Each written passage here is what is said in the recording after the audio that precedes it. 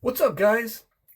A bad worn out toilet flopper can waste up to hundreds of gallons of water a day. In this video, I'll show you how to replace it in a couple minutes.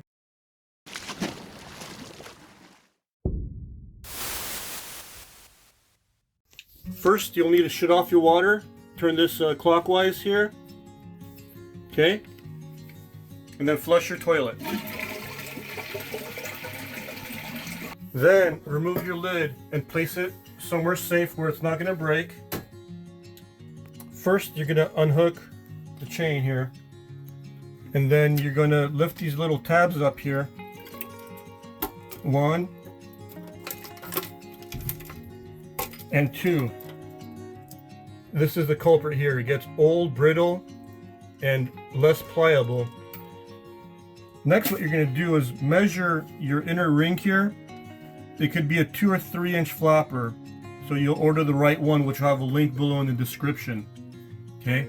Next, once you have your new flapper, you're going to adjust the link of chain to match your original, so there's not too much slack, so you get perfect flushing action.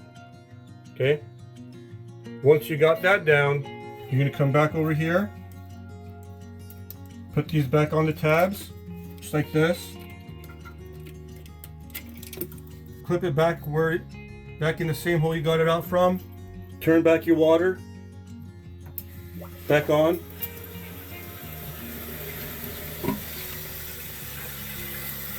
Just put your lid back.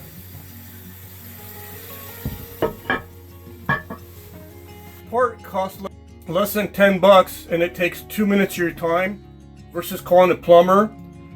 Charge you probably $100 to $150 for just a service call if they don't try to sell you a brand new toilet.